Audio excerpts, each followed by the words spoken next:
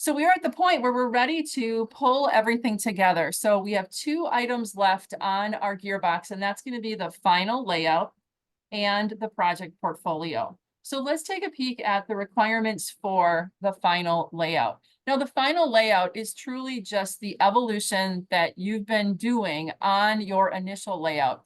In some cases, it may not even be the initial gears that you thought you were going to use because shaft design, reared its ugly head sometimes, and you have to go back and you have to change your gears, and that's okay. There is no penalty for that whatsoever. That's just the design process. But I do want a final assembly that reflects, or I shouldn't say a final assembly, a layout, kind of showing these parts in relationship to each other in simplified form.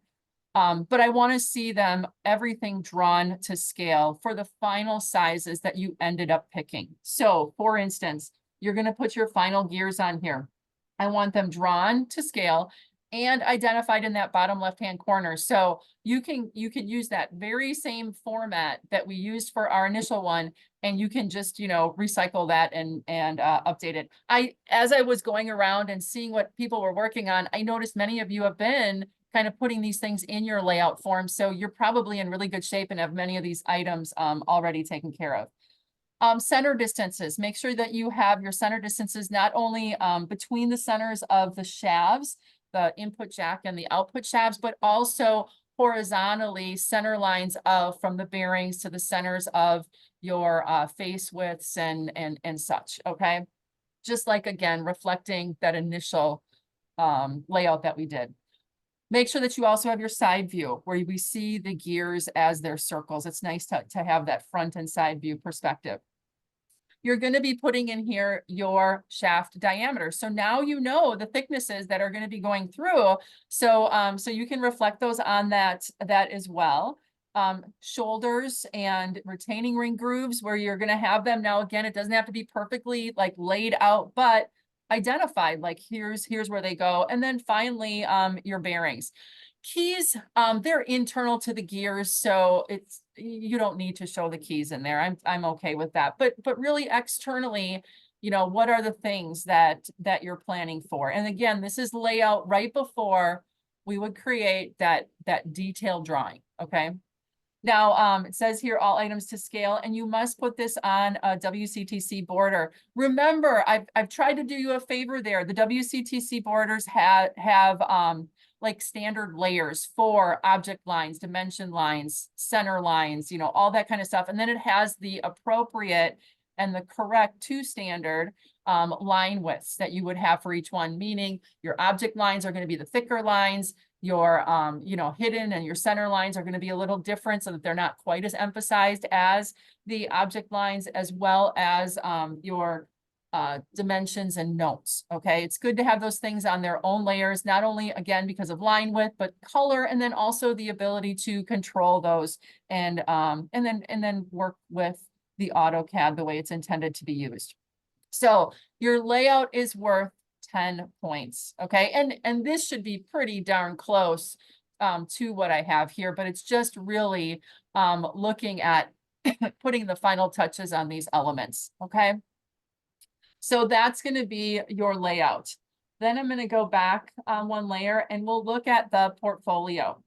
Now, the portfolio, I envision this because we used Excel at pretty much every place along the way here, besides some of that layout work that we did, right? So to me, a natural is just to merge these together and have your Excel files with tabs along the bottom. So it's all encompassing in one project, if you would. Now, that's what I thought as I went along. And if you're running into things where you'd rather not present it that way, I'm okay with that. So if you have another way that you would want to, present this in a portfolio type of a manner, that's okay too. So what I have here though are the items that you want to be sure that you capture along the way. And if it happens to be in one Excel file, which I think makes a lot of sense. But again, if you have another idea of how you want to present this, I'm open to that as well. This is your project. So the things that I want in here are first and foremost, kind of the beginning of the design. What was the criteria? You had gotten that sheet from me, those requirements, the criteria that you set out to apply to this project. Then another tab or a place where you're going to put your individual gearbox design specs. So this is going to be your horsepower, your input RPM, your overall train value. Then these are the items that you've already done. So it's, again, just a matter of dropping them, in here and pulling them together. Project task list, the initial layout. Now, again, PDF form for that too. It's not a problem. And again, it's not a penalty if anything is changed from that initial layout. It's just to document your process. Then your gear design spreadsheets. Now, these would be the final ones. So if you did it once and you had to go and change your gears, I only want to see the final values that you got.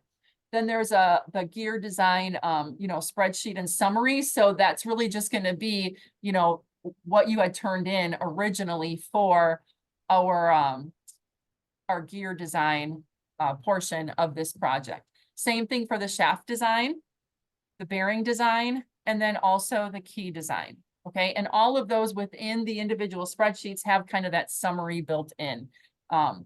Then the next thing you're going to do here for number 10 is you're going to have your final layout. Okay, so what we had just talked about previously and the other, you're going to be submitting that separately to get points on that, but you're going to be including it here in your portfolio.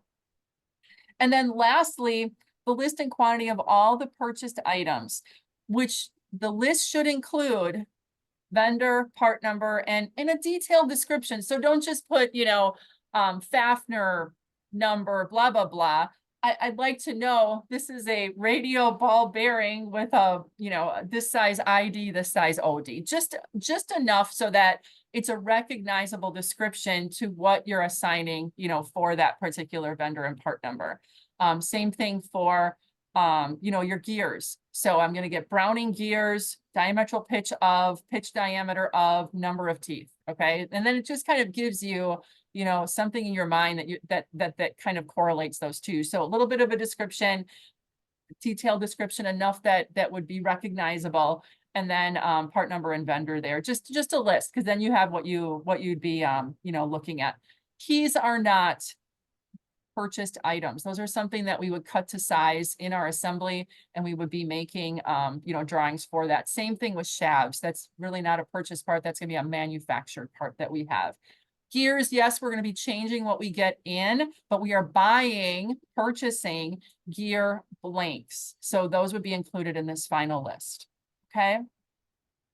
Any questions about the portfolio? And again, I don't have, how can I say, this is a suggested way of putting it together in an Excel spreadsheet. If you find that that's like, yeah, that's going to make sense for me, great. Or if you're like, well, I have another idea of how to do it, I'm open to that too.